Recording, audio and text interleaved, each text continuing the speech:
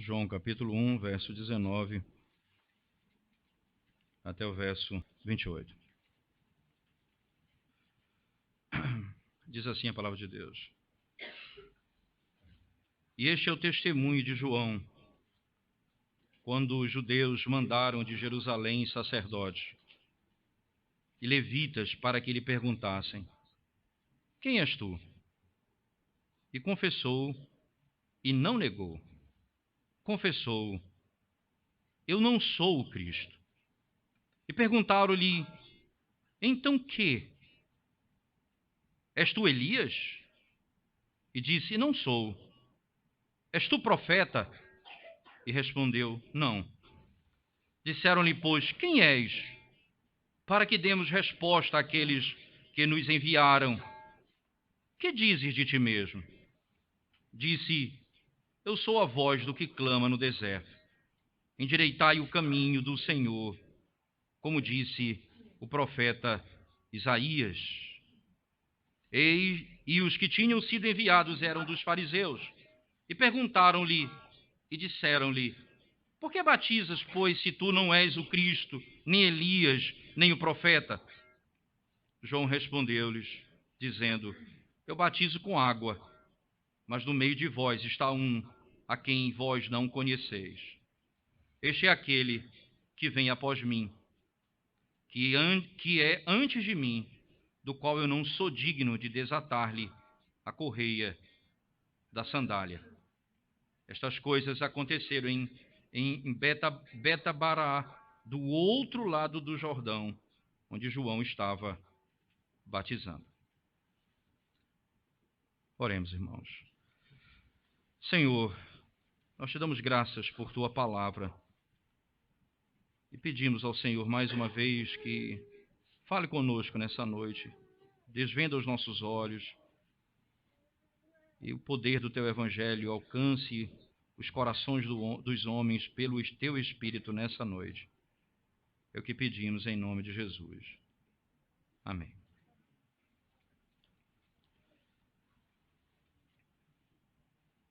Certamente, definição não é algo muito simples de se fazer.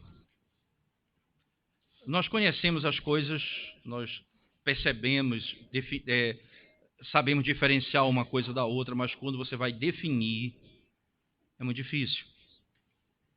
Definir alguma coisa é sempre muito difícil. Eu nunca tinha pensado nisso, até que fazendo uma cadeira num curso de mestrado em linguística, o nome da matéria da cadeira era chamado a formação de dicionário. Como o dicionário é feito. E eu fiquei surpreso com a complexidade. E a partir daquele dia eu comecei a apreciar muito mais o trabalho de alguém que faz um dicionário. O professor fez uma pergunta na sala dizendo, ele pegou uma caneta e disse: o que é isso aqui? Todo mundo uma caneta. Conceituem para mim. Passamos 15 minutos e nós não conseguimos definir aquela caneta. É um objeto usado para escrever, é um lápis. Pode ser um lápis também. Não, mas tem tinta, é um pincel. Você não consegue chegar num ponto onde aquela palavra é definida, aquele objeto é definido com poucas palavras. Certamente os dicionários hoje usam definição em imagem, aí fica fácil. Você sabe de que objeto eles estão falando. Essa pergunta foi feita a João Batista. Que testemunho, perceba, João Batista chegou. E ele é aquele profeta enviado por Deus, que ele vai declarar no texto como sendo a voz que clama no deserto. Então, eles vão perguntar, eles são enviados. Perceba no verso 19, este é o testemunho de João, quando os judeus mandaram de Jerusalém sacerdotes e levitas para que lhe perguntasse: quem és tu? Ora, o verso 24 vai dizer que eles foram enviados dos fariseus. Veja lá, 24 diz, enviado, e os que tinham sido enviados eram dos fariseus. Ora, é interessante notar aqui, talvez a razão pela qual, toda a questão aqui discutida diz respeito aos textos dos profetas, não aos textos da lei. Porque os saduceus que faziam parte do Sinédrio, eles não tinham os profetas em alta conta, apenas o Pentateuco. Sendo eles da parte dos fariseus, não é? E esses fariseus, então, provavelmente não que eles dominassem o Sinédrio, mas eles tinham um peso importante, eles enviam 2 grupos de pessoas para interrogá-lo. E veja quem são. Ele diz, sacerdotes e levitas. Ora, quem é João Batista? Se nós voltarmos, João não vai se deter nessa informação, mas é uma informação importante. Por exemplo, lá no Evangelho de Lucas, por favor, volte comigo para o capítulo 3 do Evangelho de logo no início do livro de Lucas, você vai encontrar a declaração acerca de João Batista, não é?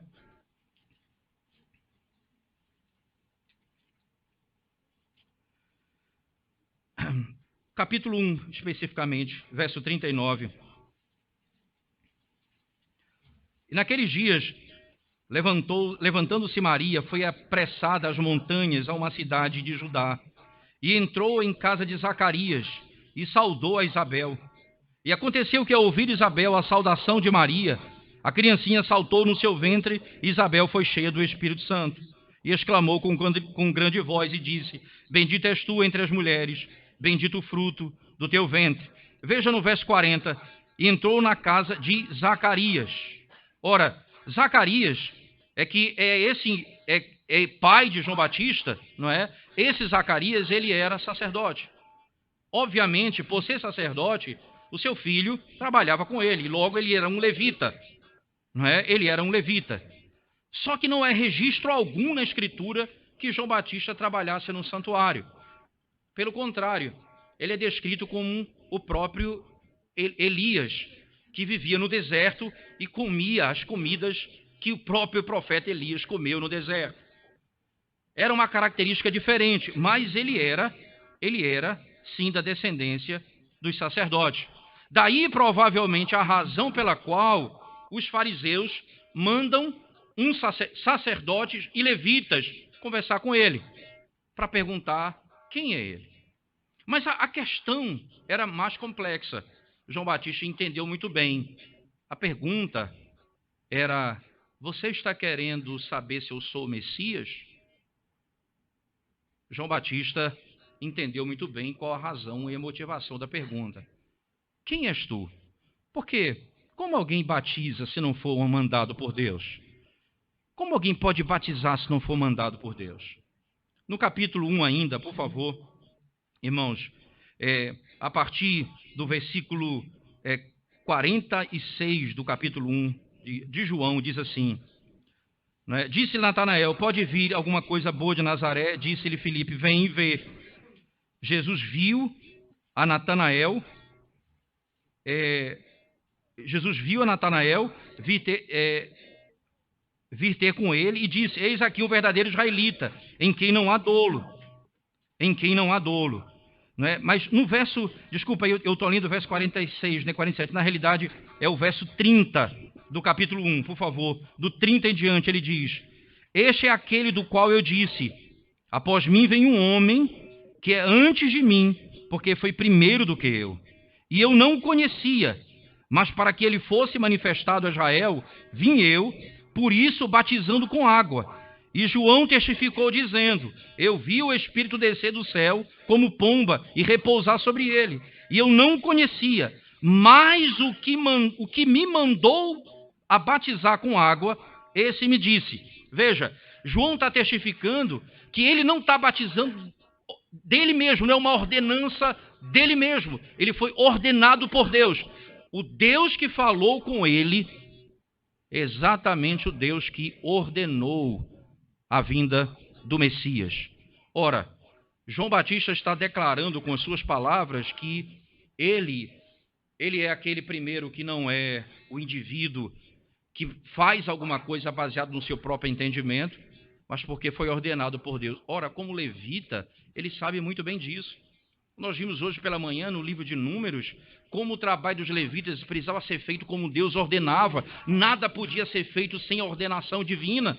Como João Batista poderia praticar alguma coisa sem ter sido ordenado por Deus? Daí ele mesmo declara: aquele que me ordenou batizar, disse, porque essa é a garantia que ele tem.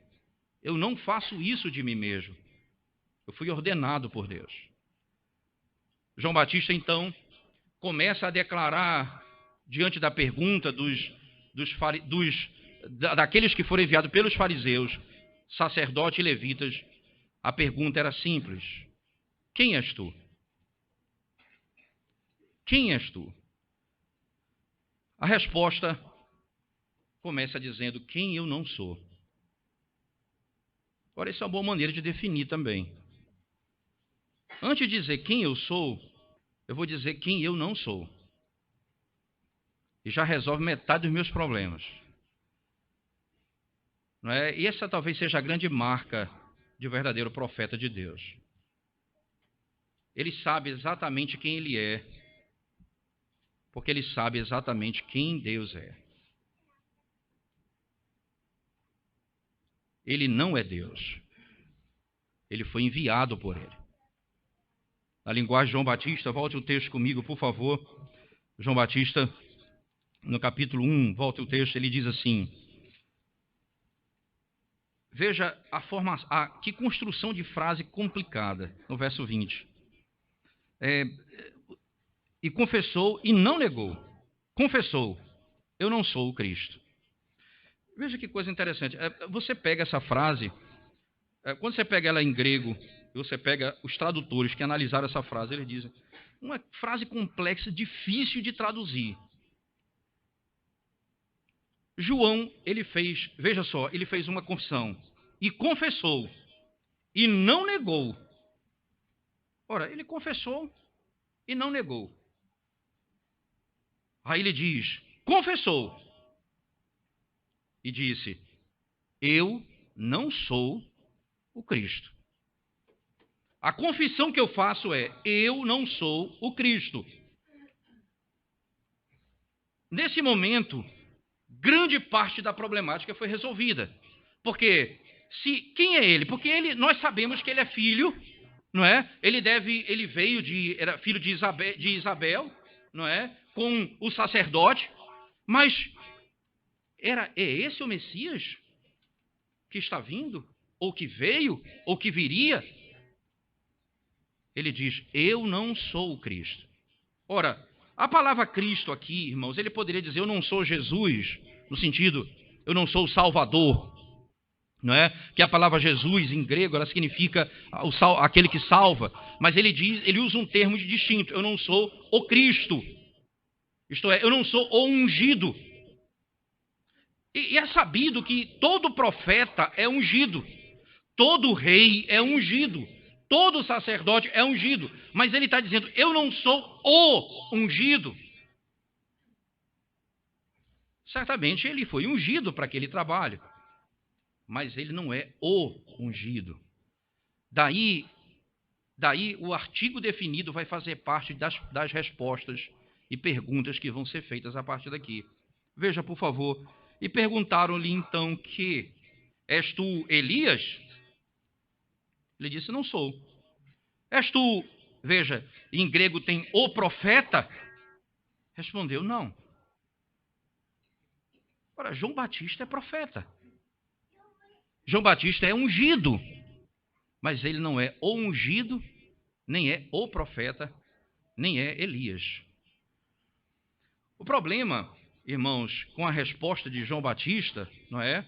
É que quando ele fala: eu não sou o Cristo, ou ungido de Deus, ou enviado de Deus, ele está dizendo abertamente que ele não é outro senão aquele que proclama a sua vinda como profeta. Veja que as perguntas giram em torno dos profetas. És Elias? É interessante notar, por exemplo, irmãos, que o Evangelho, Mateus, Marcos, eles vão descrever as palavras de Cristo dizendo, não é, que João Batista é o Elias. Tanto é que no livro de Malaquias, por favor, abra sua Bíblia comigo. Malaquias, no capítulo 4, o último livro do Antigo Testamento. Malaquias, capítulo 4.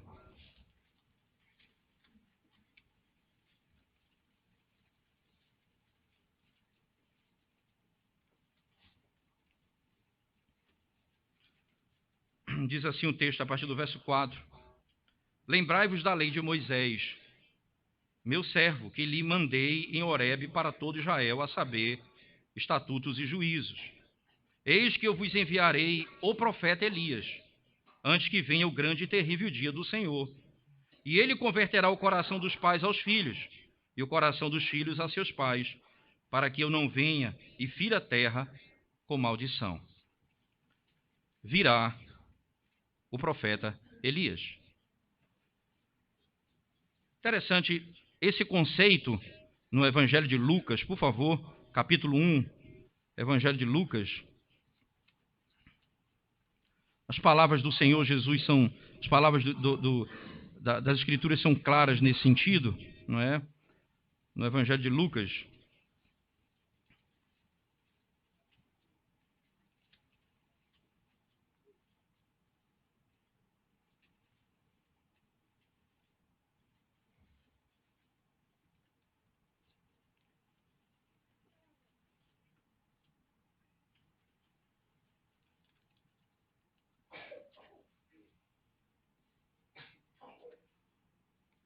O texto me fugiu. O texto diz exatamente assim. As palavras estão no Evangelho de Lucas. Posteriormente eu passo, mas ele diz exatamente assim. Está sobre ele o poder de Elias. Ele está falando no poder de Elias, especificamente. Ora, o Evangelho de Lucas declara de maneira muito clara para nós um princípio claro, parece não tão abrangente, que João Batista não era o Elias, isto é, a encarnação, a vinda do Elias, mas aquele que falaria no poder de Elias, como aquele que falaria cheio do Espírito Santo. Daí a relação direta entre o modo como ele profetizava e como João Batista profetizava. João Batista, veja bem, Elias vivia no deserto e se alimentava de gafanhoto e bebia e comia aquelas comidas do mel, como nós sabemos, da mesma forma João Batista fazia também. Essa relação mostra que ele tem essa característica. Ele é o profeta enviado por Deus, mas não o profeta. Por isso ele vai mesmo negar. O próprio João Batista diz, eu não sou Elias. Ele não está negando que ele vem da parte de Deus, isto é, que é profeta de Deus, mas ele está negando que ele seja o Elias. Ele é certamente enviado por Deus. Daí essa relação vai ser em seguida, veja, no mesmo texto, não é? No mesmo texto ele diz assim, és tu o profeta? Ele vai dizer, não sou eu o profeta. Mas por que não é ele o profeta? Nós não sabemos que João Batista é o último dos profetas. Por que então ele não é descrito aqui, ou ele não se declara profeta? Não é? A relação mais provável para isso, irmãos, está exatamente no livro de Deuteronômio.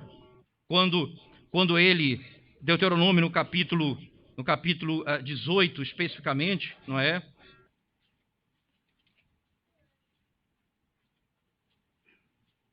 Capítulo 18, verso 15 em diante, ele diz assim, o Senhor teu Deus te levantará um profeta no meio de ti, de teus irmãos, como eu, a ele ouvireis, conforme a tudo que pediste ao Senhor teu Deus em Horebe, no dia da assembleia, dizendo, não ouvirei mais a voz do Senhor teu Deus, nem mais verei este grande fogo, para que não morra. Então o Senhor me disse, falaram bem naquilo que disseram.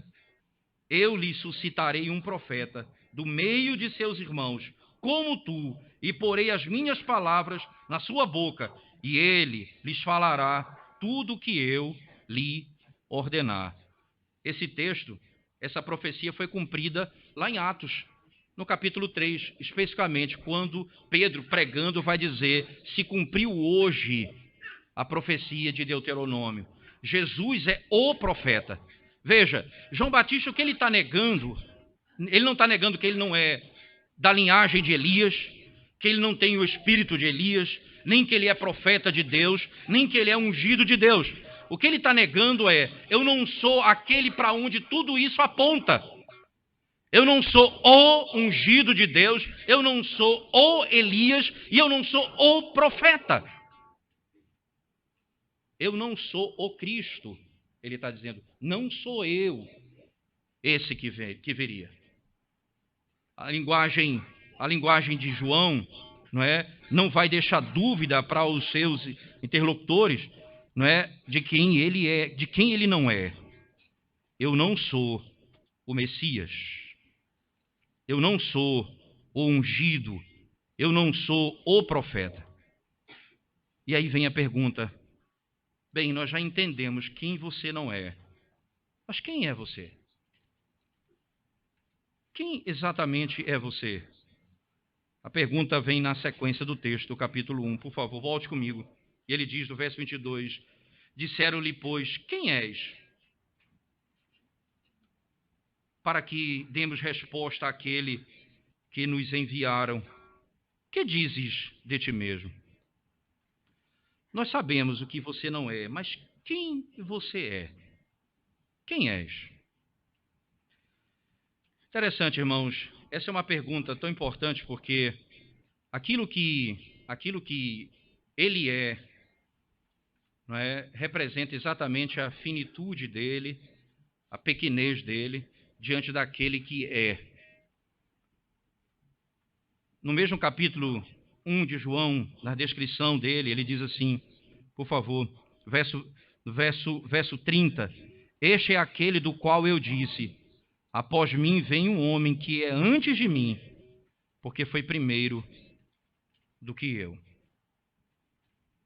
Ele é antes de mim. As palavras de João Batista, então, vão descrever exatamente a pessoa da qual ele passa a descrever. Eu sou a voz do que clama no deserto. Endireitai o caminho do Senhor, como disse o profeta Isaías. Eu sou a voz do que clama no deserto. Eu não sou o Elias, eu não sou o profeta, eu não sou o ungido. Eu sou a voz que clama no deserto. Endireitai os vossos caminhos. Endireitai o caminho do Senhor, como disse o profeta Isaías. Preste atenção, irmãos, que essa expressão lá do profeta Isaías utilizada é exatamente o período do cativeiro babilônico. Isaías 40, verso 3, exatamente a citação utilizada aqui. Nesse capítulo, veja, ele está falando da restauração do cativeiro. Você imagina, irmãos, que o povo está voltando do exílio para a terra prometida, para onde eles haviam perdido e sido expulsos por Deus. Agora eles estão voltando. E nesse caminho existem vales, montes, e ele diz, vocês têm que aplainar esse caminho, vocês têm que endireitar esse caminho, para que o Senhor chegue, para que o Senhor se aproxime. E exatamente o caminho da libertação, da restauração do povo. O profeta Isaías é citado aqui no texto para mostrar para que foi que o profeta e para que foi que o Messias, o ungido de Deus, veio. Para libertar o povo do cativeiro. Veja como Isaías descreve esse conceito de maneira tão clara, por favor. Do capítulo 40 do profeta Isaías até o 66, nós falamos da restauração de Israel. Por favor, acompanhe comigo. E veja se o que está descrito aqui não é exatamente o que acontece com João Batista. Isaías, capítulo 40. Veja o que o profeta diz a partir do verso 1 em diante. Consolai o meu povo, diz o vosso Deus. Falai benignamente a Jerusalém e bradai-lhe que já a sua milícia é acabada, que a sua iniquidade está expiada e que já recebeu em dobro da mão do Senhor por todos os seus pecados. Voz do que clama no deserto, preparai o caminho do Senhor, endireitai no ermo, vereda a nosso Deus. Todo vale será exaltado, todo monte e todo outeiro será abatido, e tudo que é torcido se endireitará, e o que é áspero se aplanará. E a glória do Senhor se manifestará, e toda a carne juntamente haverá, pois a boca do Senhor disse. Uma voz diz, clama, e alguém diz, que hei de clamar? Toda a carne é erva, e toda a sua beleza como a flor do campo. Seca-se a erva, cai a flor, soprando nela o Espírito do Senhor. Na verdade, o povo é erva, seca-se a erva e cai a flor, porém a palavra de Deus, de nosso Deus, subsiste eternamente. Veja que jogo de palavras interessante. No princípio era a palavra eterna. A palavra estava com Deus e a palavra é Deus, era Deus. A palavra criou todas as coisas. A palavra subsiste para sempre. O profeta diz, qual é exatamente o meu trabalho? Trazer consolo para Israel, dizendo, endireitai as veredas. O Senhor está trazendo salvação para o seu povo. E eles verão a glória do Senhor. Glória é o tema do Evangelho de João. Vimos a sua glória como do unigênito do Pai. O Senhor se revela em Cristo. Deus se revela em Cristo. A sua glória é manifestada. E nesse aspecto, a promessa da salvação é feita pelo profeta. Voz do que clama do deserto. Endireitai as veredas do Senhor. E veja que ele vai conceituar o homem. O homem é como a erva do campo. Quem sou eu? Quem é Deus? Ele subsiste para sempre. E nós somos como a erva do campo, que nasce e amanhã morre. O poder da palavra eterna de Deus. E o fracasso do homem escravizado pelo pecado. O que é que acontece com o profeta Isaías? Por favor, aí vem o capítulo 52 e 53 de Isaías. O Cordeiro, aquele que é Deus eterno e se torna homem, proclamado pelo profeta, ele vem. E ele vem para sofrer pelos nossos pecados. No final do capítulo 52, verso 13, ele diz, eis que o meu servo procederá com prudência, será exaltado e elevado e muito sublime, como pasmaram muitos à vista dele, pois o seu parecer estava tão desfigurado, mais do que o de outro qualquer, e a sua figura mais do que a dos outros filhos dos homens. Assim borrifará muitas nações, e os reis fecharão as suas bocas por causa dele, porque aquilo que não lhes foi anunciado verão, e aquilo que eles não ouviram entenderão. Aí vem o 53. Quem deu crédito da nossa pregação? Veja o anúncio do profeta. E a quem foi revelado o braço do Senhor? Porque foi subindo como renovo perante ele, e como raiz de uma terra seca. Não tinha beleza nem formosura, e olhando nós para ele, não havia boa aparência nele, para que o desejássemos. Era desprezado, o mais rejeitado entre os homens, homem de dores, experimentado nos sofrimentos, e como um de quem os homens escondiam o rosto, era desprezado, e não fizemos dele caso algum. Verdadeiramente ele tomou sobre si as nossas enfermidades, e as nossas dores levou sobre si, e nós o reputávamos por aflito, ferido de Deus e oprimido. Mas ele foi ferido por causa das nossas transgressões e moído por causa das nossas iniquidades. O castigo que nos traz a paz estava sobre ele, e pelas suas pisaduras fomos sarados. O profeta proclama a vinda daquele que é o Messias, o profeta, o ungido de Deus, e ele vem exatamente para restaurar o caminho do Senhor e libertar o seu povo do cativeiro. E o que é que vai acontecer? No final do livro do profeta Isaías, a plena restauração de todas as coisas. Veja, Isaías 66, ele diz assim, Isaías 66, verso 1 em diante. Assim diz o Senhor, o céu é o meu trono, e a terra o escabelo dos meus pés. Que casa me edificareis, vós, e qual seria o lugar do meu descanso?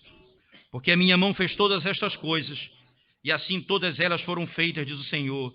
Mas para esse olharei, para o pobre e abatido de espírito, e que treme da minha palavra. Quem mata um boi é como quem tira a vida de um homem. Quem sacrifica um cordeiro é como quem degola um cão. Quem oferece uma oblação é como quem oferece sangue de porco. Quem queima incenso em memorial é como quem bendiz a um ídolo. Também estes escolheram seus próprios caminhos, e a sua alma se deleita nas suas abominações. Também eu escolherei as suas calamidades, farei vir sobre eles os seus temores, porquanto clamei e ninguém respondeu, falei e não escutaram, mas fizeram o que era mal aos seus olhos, aos meus olhos, e escolheram aquilo que eu não tinha prazer. Ouvi a palavra do Senhor, os que tremeis da sua palavra, vossos irmãos que vos odeiam e que para longe vos lançam por amor do meu nome, dizem, seja glorificado o Senhor, para que vejamos a vossa alegria. Mas eles serão confundidos. Uma voz de grande rumor virá da cidade, uma voz do templo, a voz do Senhor, que dá o pago aos seus inimigos. Antes que estivesse de parto, deu à luz. Antes que lhe viessem as dores, deu à luz o menino. Quem jamais ouviu tal coisa? Quem viu coisas semelhantes? Poder-se-á fazer nascer uma terra num só dia, nasceria uma nação de uma só vez, mas Sião esteve de parto, e já deu à luz seus filhos. Abriria eu a madre e não geraria, diz o Senhor, geraria eu e fecharia a madre, diz o teu Deus. Regozijai-vos com Jerusalém, e alegrai-vos por ela, vós todos os que a amais. Enchei-vos por ela de alegria, todos que por ela pranteais. Porque, para que mameis e vos farteis dos peitos das suas consolações, para que sugueis e vos deleiteis com a abundância da sua glória. Porque assim diz o Senhor, eis que eu estenderei sobre ela a paz como um rio, e a glória dos gentios como um ribeiro que transborda. Então mamareis ao colo vos trarão, e sobre os joelhos vos afagarão. Como alguém a quem consola sua mãe, assim eu vos consolarei, e em Jerusalém vós sereis consolados. Aqui a descrição exata da nova e da terra de Jerusalém sendo completamente restaurada. O novo céu e a nova terra, que é descrito tudo isso do capítulo 66, num verso do capítulo 65, verso 17, que diz apenas isso. Porque eis que eu crio novos céus e nova terra, e não haverá mais lembrança das coisas passadas, nem mais se recordarão. Toda aquela glória descrita no capítulo 66 é, na realidade, o novo céu e a nova terra sendo manifestado. Quando isso aconteceu? A voz do que clama no deserto, o cordeiro que veio e morreu pelos nossos pecados. Então, não apenas o povo foi restaurado, mas toda a terra será plenamente restaurada. E nós viveremos o novo céu e na nova terra. Isaías é o profeta citado por João Batista que diz: eu sou a voz do que clama no deserto. Eu trouxe a mensagem da consolação. E o Deus que foi proclamado nos primeiros 18 versos do capítulo 1 de João, que era Deus e estava com Deus, mas se fez carne. Esse Deus é o cordeiro que vai ser imolado pelo nosso pecado. Veja se não é exatamente isso que João está dizendo. Por favor, volte comigo para o capítulo 1 de João e veja as palavras dele no verso seguinte ao que nós não vamos expor hoje. Terminamos no verso 28, mas no 29 ele diz: no dia seguinte, João viu a Jesus que vinha para ele e disse: eis o Cordeiro de Deus que tira o pecado do mundo. Eis o Cordeiro de Deus que tira o pecado do mundo. Olha, a linguagem de João Batista como profeta ele anuncia o caminho do Senhor.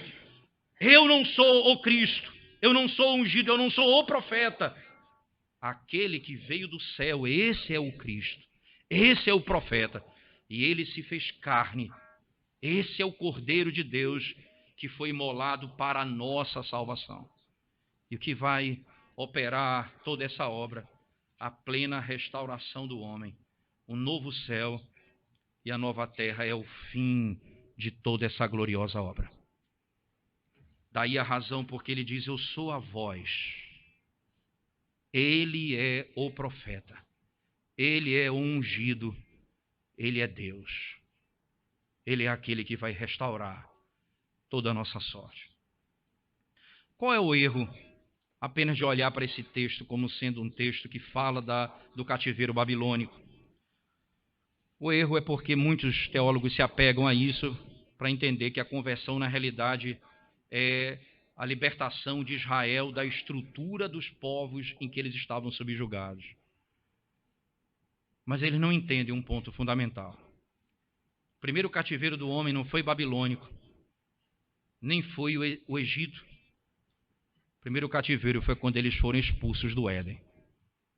E a razão pelas quais eles foram expulsos do Éden foi por causa do pecado. E o que o Cordeiro vem fazer é: eis o Cordeiro de Deus que tira o pecado, que perdoa o pecado. Não o Cordeiro que veio simplesmente dar uma nova estrutura social para Israel ou libertá-los de um conflito social, econômico e político. Ele veio libertá-los, concedendo a eles a libertação do pecado. Nessa linguagem, ele responde no versículo 25, não é?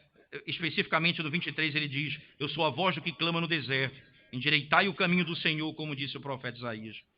E os que tinham sido enviados eram dos fariseus, como já falamos, e perguntaram-lhe e disseram-lhe: por que batizas? Pois se tu não és o Cristo, nem Elias, nem o profeta, não é? A resposta de João Batista vai estar exatamente no verso 30, no verso 31. E eu não conhecia, mas para que ele fosse manifestado a Israel, vim eu, por isso batizando com água. Não é? E verso 33, eu não o conhecia, mas o que me mandou a batizar com água, esse me disse: sobre aquele que vires descer o Espírito e sobre ele repousar, esse é o que batiza com o Espírito Santo. João Batista é perguntado: por que então você batiza? Veja que declaração interessante. Eles sabiam que o Messias, o profeta, era aquele que ia libertar o povo do pecado, purificar o povo do pecado. E o que o batismo representa? Representa que nós fomos lavados com o sangue do Cordeiro e agora fomos purificados. A água do batismo representa isso. Aí ele pergunta: e por que você batiza se só ele, o Messias, o profeta, pode fazê-lo? Por que você batiza? Aí ele diz: a natureza do batismo dele é essa. Verso 26. Eu batizo com água, mas no meio de vós está um a quem vós não conheceis. Eu batizo com água. Este é aquele a quem vem após mim, que é antes de mim, no qual eu não sou digno de desatar-lhe a correia da sandália. Eu sou aquele que batiza com água, isto é, o meu batismo é externo, é um sinal. Eu não batizo internamente. É só o ungido de Deus, o profeta, que batiza com o Espírito Santo. Não sou eu. O batismo que eu faço é externo. O batismo que ele faz é interno. Ele não batizou ninguém externamente com água, porque o batismo que ele veio fazer foi o batismo com o Espírito Santo. Com o Espírito Santo. Agora, ficou claro para eles, pelo menos na linguagem estabelecida por João: eu não sou o Cristo, o ungido, eu não sou o profeta, eu não sou o Elias, por isso eu não posso batizar com o Espírito. Só o profeta, só o Messias pode batizar com o Espírito. Essa declaração vai ficar clara no texto que a gente vai explorar domingo que vem, se Deus permitir, quando ele diz assim, não é? Verso 33, eu não conhecia, mas o que me mandou a batizar com água, esse me disse, sobre aquele que vi descer o Espírito, e sobre ele repousar, é esse quem batiza com o Espírito Santo.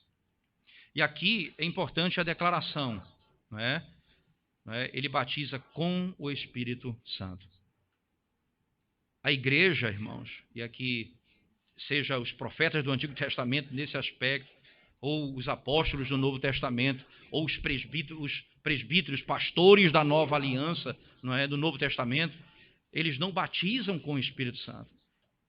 Esse é o sinal externo da obra que aconteceu apenas por meio do Cristo, do Messias. É Ele quem batiza o homem com o Espírito Santo. João Batista mostra toda a sua limitação. Toda a sua limitação. E ele diz, eu não sou digno de desatar-lhe a sandália. Eu não sou digno de fazê-lo. Você imagina, irmãos, ele se coloca pior do que um escravo. O escravo desatava a sandália do seu senhor. Ele disse, nem isso eu sou digno de fazer. Que importância tem um ministério como esse? Não é? João Batista diz exatamente quem ele não é, para que fique claro quem ele é. Para que a glória seja dada apenas a Cristo. E ele seja apenas a voz que clama no deserto. E o Cordeiro é aquele que vem e redime o homem do pecado. E o último verso termina com uma informação aparentemente despretensiosa. Estas coisas aconteceram em Betabará, do outro lado do Jordão, onde João estava batizando. É uma palavra, é um nome de uma cidade estranha, não é? Alguns traduzem como Betânia, não é? Algumas traduções vão colocar Betânia para essa palavra. Mas do outro lado do Jordão. Não era na Judéia, era na Galileia. Era um pouco mais distante. Veja, por favor, no capítulo 10 de João, isso, quando termina o ministério terreno de Cristo, é interessante porque aqui, João, antes da ressurreição de Lázaro, não é?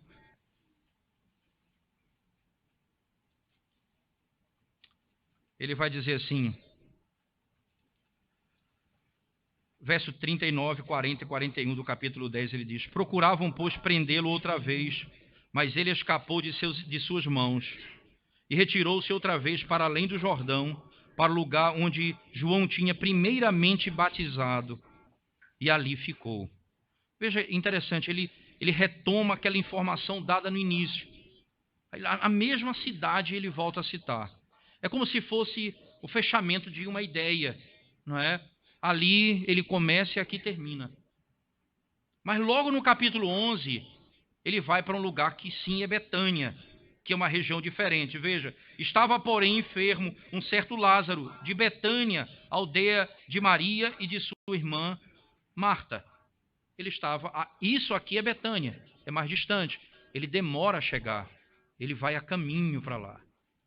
Ele estava numa região.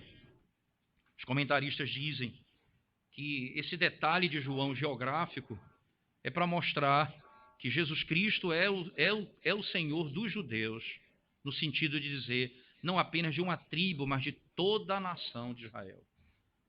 Envolve dois aspectos importantes. Uma cidade, a primeira citada no texto, fica ao norte. Uma primeira fica ao norte, Betânia fica ao sul. É como se fossem extremos da mesma região. E ele encerra dizendo, esse Cordeiro que veio salvar e que vai perdoar o pecado dos homens, não é? Esse que é o ungido de Deus, e que é aquele que é o profeta de Deus, que eu não sou digno de desatar as sandálias, esse é o Senhor de todo Israel. Ele é o Senhor de todo Israel, de toda a nação. E fica claro que até os gentios, porque você pensa que o Reino Norte já não era mais tratado como sendo parte da história dos judeus. Isso vai ficar tão claro que no capítulo 4, a mulher samaritana, Samaria era a capital do Reino Norte, ela já não podia mais se dirigir a Cristo como os judeus. Primeiro, ela era mulher. Segundo, porque ela era samaritana. Havia diferença entre os judeus e eles. Aqui o texto está dizendo, ele é o Senhor de todo Israel. Ora, irmãos, quando nós ouvimos o Senhor, no início do capítulo 1, declarar por meio de João as palavras, dizendo que ele, Cristo, é a palavra, não implica apenas que Cristo nos traz a mensagem da parte de Deus. Implica que ele é a mensagem. E é interessante notar, não é, que todo o conceito de interpretação se resume na pessoa de Cristo. Hermeneuticamente, Cristo é a chave da interpretação. Porque nele repousa esses três princípios. Ele é Deus. Ele é Deus, ele é a palavra. Mas ele não é apenas a palavra, ele é a mensagem. Mas ele não é apenas a mensagem, ele é o intérprete. Ele é homem. Ele lê as Escrituras e interpreta corretamente a palavra. Nele se resume todo o entendimento. Daí, aquele que veio do céu é o que traz o pleno entendimento ao homem daquilo que ele veio fazer.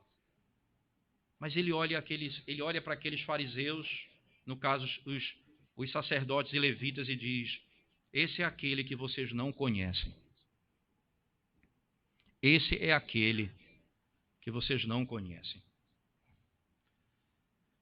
Da parte do profeta, ele sabe exatamente quem ele é. Ele sabe exatamente quem Cristo é. Mas ele olha para aquele homem e diz: vocês não sabem quem ele é. Logo, vocês não sabem quem vocês são.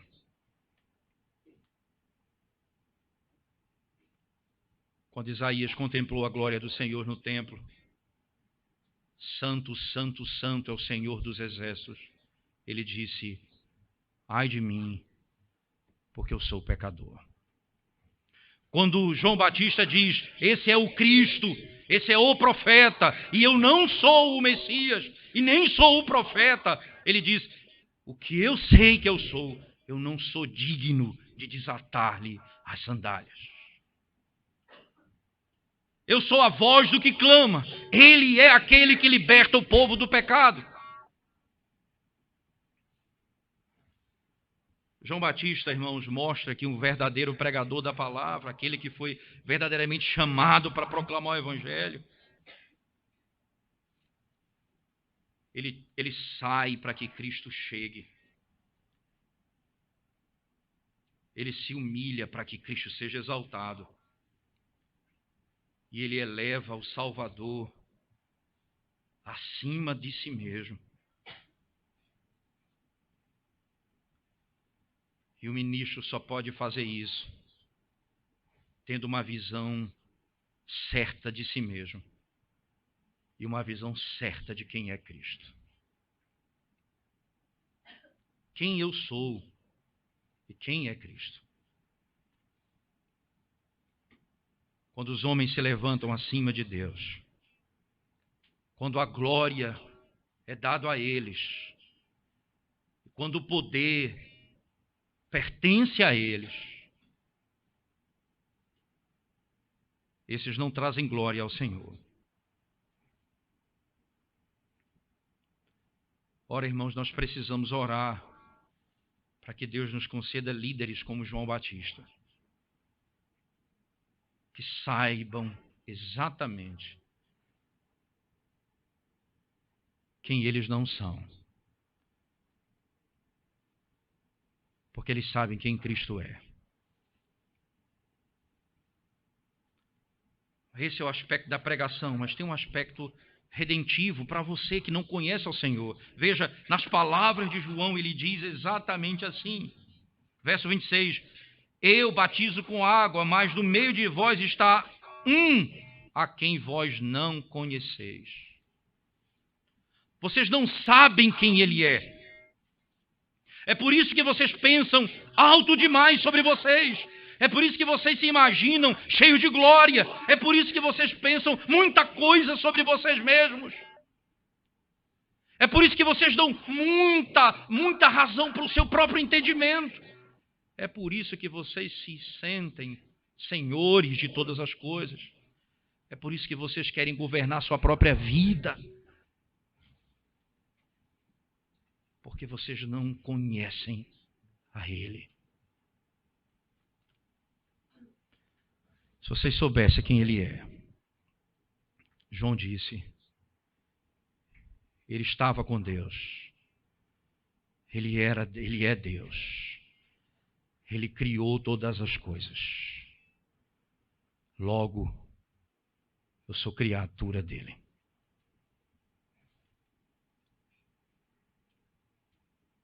Quem é Jesus para você? Ora, irmãos, encontrar Cristo é a maior de todas as descobertas que o homem pode ter. Nós podemos, você lê o livro de Jó, no capítulo 28, você se depara com uma das descrições mais belas acerca da sabedoria. Nem mesmo em Provérbios se tem um conceito tão belo de sabedoria como em Jó 28. O caminho para se encontrar a sabedoria não é como o caminho para se encontrar um tesouro no meio da terra. As águias sabem esse caminho, os homens sabem esse caminho, eles prescrutam esse caminho, mas a sabedoria, o homem não sabe onde está. É só Deus que pode dar.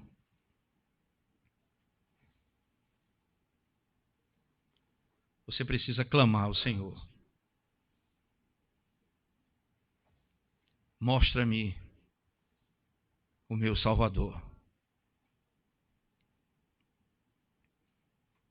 E a razão pela qual ele enviou Isaías, ou melhor, Isaías no capítulo 40, e a razão pela qual ele envia João Batista. Consolai o meu povo. Certamente, muitas lutas e tribulações. E você pode estar preso, arraigado ao pecado, sofrendo na iniquidade, escravizado pelo mal, querendo se livrar e se debatendo por ser incapaz de sair dessa situação. Escute a voz que fala contigo hoje.